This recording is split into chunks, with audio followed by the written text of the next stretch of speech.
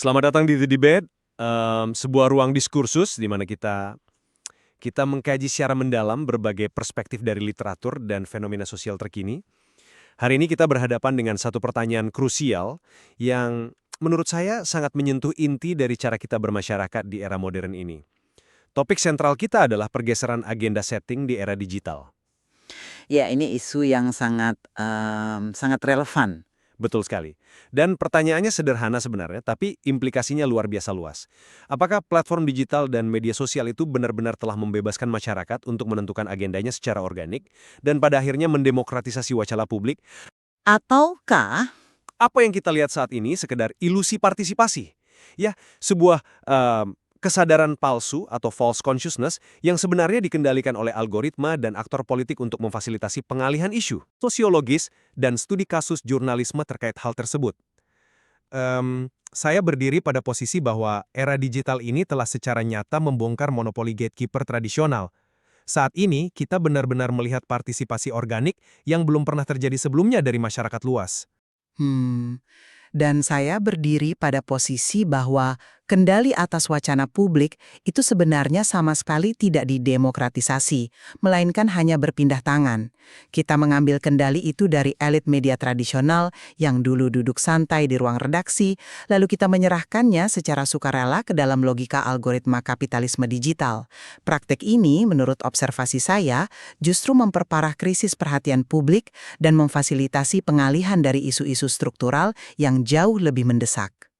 Oke, mari kita letakkan fondasinya dulu agar arah diskusi ini jelas ya. Kalau kita merujuk pada teori klasik agenda setting dari Maxwell Malcolm dan Donald L. Shaw di tahun 1972, premis utamanya sangat lugas. Media massa bertindak sebagai gatekeeper atau penjaga gerbang, melalui frekuensi pemberitaan, dan di mana sebuah berita ditempatkan, misalnya di halaman depan koran begitu ya, media seolah memberitahu publik, "Hey, ini isu yang penting." Tapi literatur terkini dan realitas di lapangan menunjukkan bahwa teori ini telah berevolusi secara fundamental. Berevolusi ya, tapi apakah esensinya berubah? Itu pertanyaan mendasar saya. Esensinya bergeser secara masif. Gini, masyarakat saat ini bukan lagi sekedar penerima pasif dari agenda yang disuapkan oleh media arus utama. Mereka telah bertransformasi menjadi produsen pesan yang sangat aktif. Contoh paling empiris dan kuat yang bisa kita bedah di sini adalah fenomena akun X, yang dulu Twitter, yaitu Anies Bubble pada saat pemilihan Presiden 2024 lalu. Coba kita ingat lagi fenomena itu. Iya, fenomena fandom itu ya. Betul, akun ini sama sekali tidak diinisiasi oleh elit partai politik. Ini bukan produk pesanan dari korporasi media besar. Ini murni inisiatif kultural dari bawah yang meminjam pendekatan budaya pop, spesifiknya fandom K-pop. Dalam waktu yang sangat singkat, mereka meraih lebih dari 200.000 pengikut. Mereka mampu menerjemahkan visi politik yang biasanya sangat kaku ke dalam bahasa visual yang dinikmati generasi muda. Bagi saya, ini adalah bukti tak terbantahkan bahwa publik punya kemampuan menyusun frame positif dan menentukan isu strategis secara mandiri. Argumentasi Anda memang menangkap apa yang terlihat di permukaan. Saya akui itu. Memang di layar ponsel kita, fenomena Anies Bubble itu terlihat sangat partisipatif dan seolah-olah revolusioner. Tapi coba kita bedah ini sedikit lebih dalam menggunakan konsep hegemoni budaya dari Antonio Gramsci. Gramsci mengingatkan kita bahwa kekuasaan di era modern itu tidak lagi bekerja lewat paksaan fisik atau militer, melainkan melalui pembentukan kesadaran. Kekuasaan membuat masyarakat menerima suatu sistem sebagai sesuatu yang wajar, bahkan terasa membebaskan. Nah, di era digital ini, mekanisme tersebut bertransformasi menjadi algoritmik agenda setting. Maksud Anda, semua kreativitas audiens yang kita lihat itu hanya produk buatan algoritma? Gini, platform digital seperti X, TikTok, atau Instagram, itu dari sananya tidak dirancang sebagai ruang deliberasi demokrasi loh. Mereka bukan alun-alun kota Athena di mana orang duduk berdebat soal filosofi negara. Platform ini adalah instrumen dari kapitalisme pengawasan. Mereka dirancang murni untuk engagement, viralitas, dan mengunci durasi penggunaan kita selama mungkin. Algoritma mempromosikan sebuah konten bukan karena konten itu penting bagi diskursus publik yang sehat, tapi karena konten itu memicu respon emosional. Iya, tapi Sebentar, biar saya selesaikan poin ini. Apa yang Anda sebut sebagai partisipasi organik tadi pada praktiknya lebih sering berfungsi sebagai politics of distraction atau politik pengalihan isu. Masyarakat dibanjiri informasi sampai mereka mengalami information overload atau kelebihan muatan. Ketika publik terus-terusan ditarik ke dalam drama politik atau euforia dangkal yang direproduksi oleh algoritma ini, mereka justru kehilangan energi dan waktu untuk menyelesaikan ketimpangan struktural yang sebenarnya terjadi di dunia nyata. Itu poin yang menarik, meskipun saya akan membingkainya dengan cara yang berbeda. Ketika Anda menekankan bahwa platform ini didesain semata-mata untuk kapitalisme dan viralitas dangkal, Anda seolah-olah menafikan agensi atau kecerdasan masyarakat itu sendiri. Mari kita kembali ke analisis akademis tentang Anies Bubble tadi. Kreator dan pengikut akun itu tidak sedang menunggangi algoritma secara membabi buta. Ada inovasi kultural yang sangat canggih dan disengaja di sana. Canggih secara taktik media sosial saya setuju. Tapi apakah canggih secara wacana politik? Sangat canggih secara wacana, penggunaan simbol seperti Aul Ajusi untuk merepresentasikan figur politik itu bukan sekedar clickbait receh yang diciptakan sembarangan. Dalam sosiologi komunikasi, ini yang kita sebut sebagai frame resonance. Intinya begini, sebuah pesan hanya akan viral secara organik kalau pesan itu memang beresonansi atau nyambung dengan nilai-nilai budaya dan keseharian audiensnya. Dalam hal ini adalah generasi Z. Tidak ada elit media tradisional yang memaksa anak-anak muda ini untuk menyukai simbol tersebut. Adopsi organik ini sangat sejalan dengan teori diffusion of innovations dari Everett Rogers. Media sosial di sini berfungsi sebagai saluran inovatif yang mendemokratisasi penyebaran gagasan. Mereka secara sadar memilah, memilih, dan mengamplifikasi narasi itu karena itu mewakili aspirasi mereka. Mereka bukan pion-pion pasif yang sekedar dikendalikan oleh barisan kode di Silicon Valley. Saya melihatnya dari sudut pandang yang berbeda. Saya sama sekali tidak menafikan bahwa audiens itu cerdas dan punya agensi. Tentu saja. Tapi kita harus kritis melihat arena tempat kecerdasan itu dipaksa beroperasi. Anda bicara soal frame resonance dan kreativitas simbol Aul Ajusi. Ya, itu memang terlihat sangat inovatif di ruang digital. Tapi pada akhirnya, viralitas konten tersebut tetap tunduk mutlak pada hukum dasar platform, yaitu attention economy atau ekonomi perhatian. Tapi bukankah semua bentuk komunikasi dari zaman dulu, bahkan koran cetak sekalipun, juga memperebutkan perhatian? Bedanya sekarang, publik yang memegang kendali atas produksinya. Bedanya ada pada kriteria seleksinya.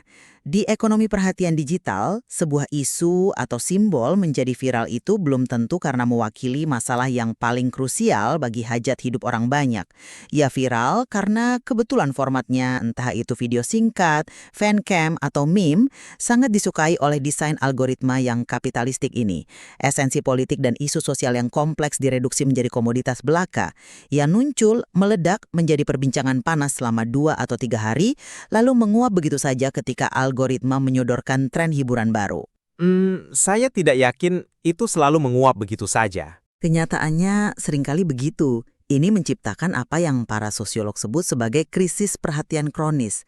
Jadi meskipun inisiatifnya berawal dari akar rumput, parameter keberhasilannya didikte sepenuhnya oleh arsitektur platform yang memprioritaskan tontonan dibandingkan penyelesaian masalah substansial. Politik kita tereduksi menjadi sekedar political spectacle, sebuah pertunjukan, bukan partisipasi substantif. Tentu, ada elemen attention ekonomi yang tidak bisa kita hindari. Kita hidup di era informasi yang sangat padat. Tapi, menyimpulkan bahwa mekanisme ini hanya mengubah politik menjadi tontonan sesaat yang cepat dilupakan, menurut saya mengabaikan bukti lapangan yang sangat nyata. Pergerakan digital terbukti memiliki dampak struktural di dunia nyata. Dampak struktural seperti apa yang bisa dipertahankan lebih dari seminggu di era media sosial yang serba cepat ini? Kita punya presiden yang luar biasa kuat di awal tahun 2025 dengan tagar Indonesia Gelap. Ini adalah antitesis yang sempurna untuk argumen Anda bahwa perbincangan digital hanya berakhir sebagai tontonan maya.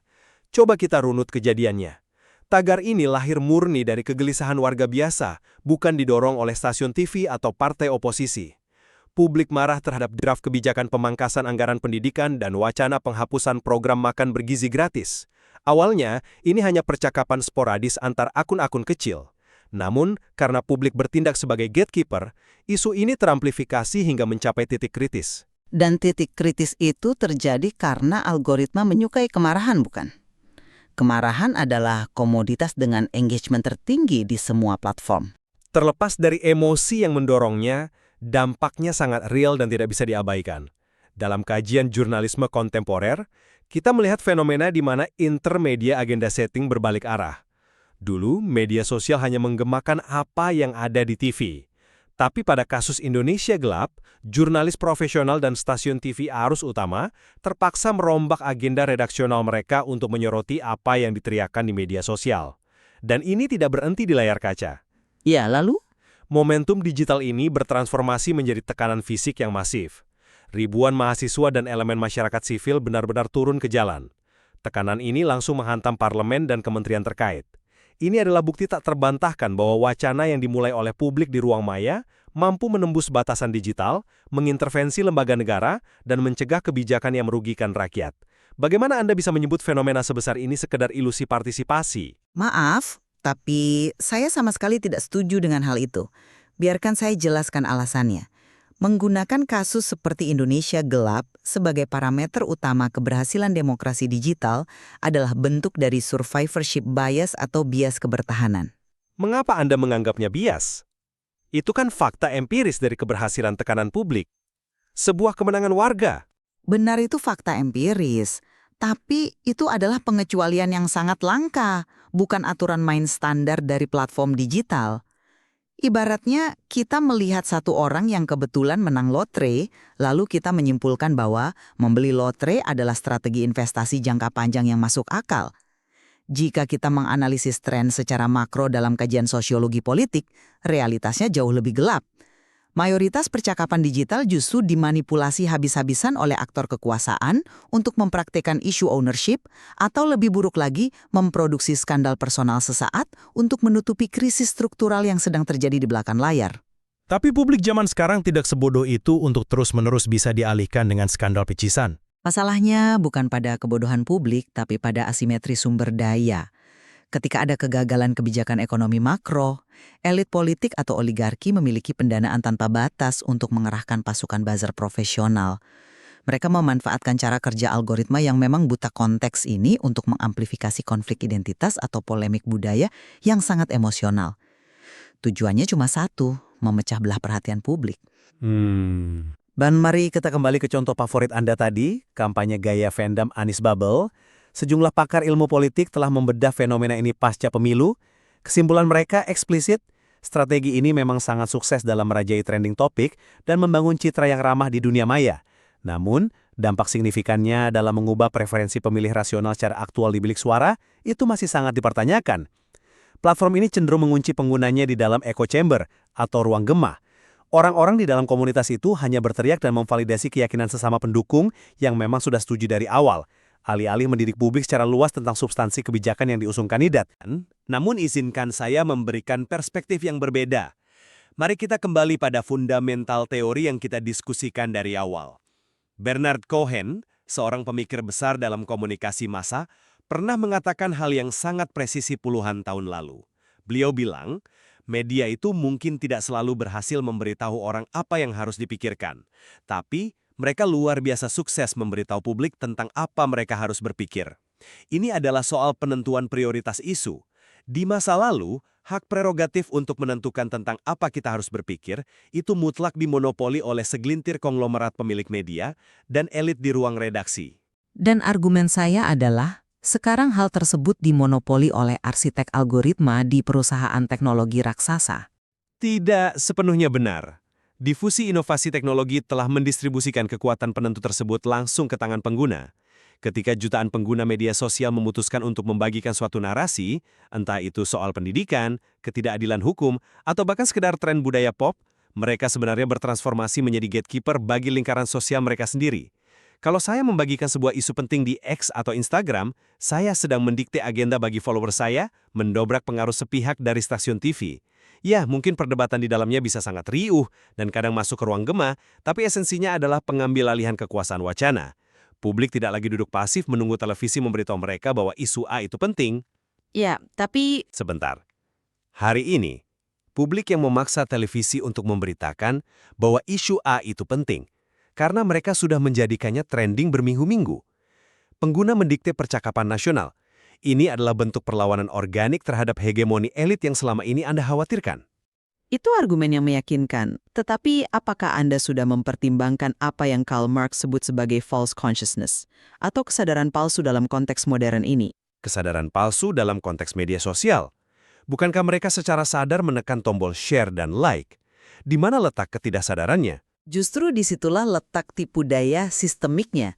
Ketika Anda berpendapat bahwa publik kini menjadi gatekeeper bagi satu sama lain, Anda bertumpu pada satu asumsi yang harus saya katakan sangat idealis, yaitu bahwa publik memilah dan membagikan informasi berdasarkan rasionalitas deliberatif. Anda berasumsi mereka mempertimbangkan fakta objektif sebelum menekan tombol share. Kenyataannya, kajian terbaru tentang polarisasi sosial di dunia maya membuktikan kebalikannya. Kesadaran publik sedang dimanipulasi secara halus agar mereka terus bertarung di ranah simbolik, bukan ranah material. Bisa Anda jelaskan bagaimana mekanisme manipulasi itu bekerja jika pengguna pada kenyataannya punya agensi penuh atas apa yang mereka konsumsi di layar mereka sendiri? Atau bias kita sebelumnya. Ini sangat sejalan dengan teori kultivasi di ilmu komunikasi. Inti dari teori kultivasi adalah, jika media terus-menerus menyuapi kita dengan gambaran dunia yang spesifik, lama-kelamaan kita akan menganggap gambaran itulah realitas objektifnya, padahal itu cuma gelembung buatan. Kalau algoritma membaca bahwa Anda sering berinteraksi dengan konten kemarahan soal politik identitas, feed Anda akan dipenuhi oleh itu. Anda akan merasa bahwa negara ini sedang diambang kehancuran karena isu identitas. Mengarahkan perhatian ke satu titik ya. Betul, dan akibatnya apa? Terjadi fragmentasi perhatian besar-besaran di tengah masyarakat. Publik sibuk menghabiskan energi berdebat dengan sesama warga soal skandal artis selebritas atau ucapan kontroversial politisi yang sebenarnya dangkal. Sementara itu di ruang-ruang gelap kekuasaan yang sesungguhnya, keputusan ekonomi makro atau regulasi tambang yang merugikan rakyat disahkan tanpa ada yang mengawasi karena semua orang sibuk melihat trending topik yang emosional. Manipulasi ini sangat canggih dan tak terlihat. Masyarakat merasa mereka sedang memegang kendali wacana, merasa bangga sedang berpartisipasi dalam demokrasi karena berhasil menaikkan tagar perlawanan. Padahal secara sosiologis, mereka hanya bereaksi terhadap rangsangan yang memang didesain agar mereka gagal membangun gerakan sosial yang persisten. Saya paham kekhawatiran struktural Anda. Jika kita menarik garis merah dari seluruh arah diskursus ini, kita memang dihadapkan pada kompleksitas yang luar biasa dari evolusi komunikasi modern. Tidak ada hitam dan putih di sini. Tapi, pandangan saya tetap kokoh pada pijakan bahwa era digital dan platform media sosial dengan segala cacat bawaan algoritmanya tetap berhasil membuka ruang partisipasi politik yang belum pernah terbayangkan dalam sejarah peradaban kita. Kita tidak bisa menampik fakta bahwa institusi formal, partai politik besar, atau stasiun televisi hari ini tak lagi bisa memonopoli kebenaran dari menara gading mereka. Mereka tidak memonopoli kebenaran, tapi mereka beradaptasi untuk mengeksploitasi alat baru ini demi mempertahankan kekuasaan. Tapi poinnya adalah mereka terpaksa harus turun gelanggang dan berhadapan langsung dengan masyarakat. Kampanye modern atau advokasi sosial saat ini mutlak mensyaratkan pelibatan komunitas organik digital yang sangat dinamis. Keterlibatan nyata, baik itu yang dikemas secara kreatif melalui pendekatan budaya pop oleh Anies Bubble, maupun kemarahan publik atas ketidakadilan kebijakan lewat tagar Indonesia Gelap, membuktikan satu hal penting. Masyarakat kita bukan robot. Publik memiliki agensi kultural dan politik yang tangguh untuk memformulasikan agenda mereka sendiri. Bahkan jika platform ini pada dasarnya dirancang untuk keuntungan komersial, di tangan audiens yang cerdas, platform ini bisa diubah suai menjadi instrumen penekan yang memaksa pemangku kebijakan untuk bertindak. Sementara itu, dari sintesis yang saya formulasikan berdasarkan diskusi kita hari ini, saya ingin mengingatkan bahwa kita tidak boleh sedikit pun lengah oleh ilusi kebebasan berekspresi ini. Ya, alat distribusi informasi yang kita pegang saat ini memang instrumen yang sepenuhnya baru. Kita bisa mengirim pesan ke jutaan orang dalam hitungan detik. Tapi esensi dari perebutan perhatian publik tidak pernah berubah dari abad ke abad. Menguasai perhatian publik adalah bentuk kekuasaan tertinggi di era modern. Apabila masyarakat tidak secara aktif membangun kewaspadaan struktural terhadap cara kerja teknologi ini, publik sebenarnya tidak sedang melakukan perlawanan. Kita hanya sedang memindahkan ketundukan kita. Dari yang dulunya kita tunduk pada elitisme segelintir konglomerat media massa, kini kita secara sukarela tunduk pada elitisme pemilik platform di Silicon Valley dan logika kapitalisme algoritma. Partisipasi semu yang desain dasarnya dimanipulasi bukanlah demokrasi. Ia hanyalah pengalihan isu yang terstruktur dengan sangat rapi. Namun, terlepas dari betapa tajamnya perbedaan pandangan kita dalam membedah fenomena ini, saya melihat ada benang merah yang sangat kuat. Literatur sosiologis yang Anda gunakan dan literatur komunikasi massa yang saya bawa sebenarnya menuntun kita pada satu titik temu yang sangat krusial. Konvergensi dari kedua perspektif ini bermuara pada perlunya satu penawar mutlak bagi publik di era informasi ini, yaitu literasi media kritis. Tepat sekali, saya sangat sepakat. Literasi media kritis di zaman sekarang bukan lagi sekedar kemampuan teknis untuk membaca teks berita atau tahu mana situs yang resmi dan mana yang bodong. Literasi media kritis hari ini adalah sebuah instrumen pertahanan intelektual kita. Publik di era digital benar-benar dituntut untuk secara sadar, persisten, dan nyinyir dalam arti positif tentunya untuk mempertanyakan setiap narasi yang melintasi layar ponsel mereka. Ketika ada sebuah tagar merajai trending topik, masyarakat harus otomatis bertanya, mengapa isu ini mendadak muncul dan viral hari ini, di detik ini? Dan kita harus langsung menelusuri motifnya. Siapa aktor kelompok atau elit politik yang paling diuntungkan dari tersedotnya perhatian publik terhadap euforia isu ini? Apakah ini gerakan organik murni atau ada orkestrasi tak terlihat di baliknya? Dan mungkin yang paling substansial bagi kelangsungan demokrasi kita. Setiap kali mata kita tertuju pada satu keributan massal di media sosial, isu fundamental atau kebijakan struktural apa yang diam-diam sedang ditenggelamkan? Sebuah pertanyaan penutup yang menuntut refleksi sangat mendalam dari kita semua. Kami mengundang Anda untuk terus mencerna dan menantang argumen-argumen yang telah kami paparkan hari ini. Galilah lebih dalam kompleksitas sosiologi komunikasi di era yang serba cepat ini. Pertarungan narasi dan perebutan agenda di ruang publik tidak akan pernah berhenti, algoritma akan terus berevolusi, dan kemampuan kita untuk melihatnya secara jernih dari berbagai dimensi adalah kunci dari kesadaran sosial yang sejati. Terima kasih telah meluangkan waktu dalam ruang pemikiran ini. Sampai jumpa di diskursus dan debat selanjutnya.